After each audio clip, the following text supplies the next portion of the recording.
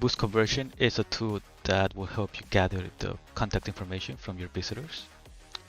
So to enable this tool, go to Lead Generation, Boost Conversion, click on Enable to enable the feature.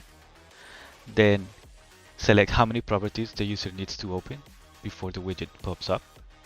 So we're going to select 2.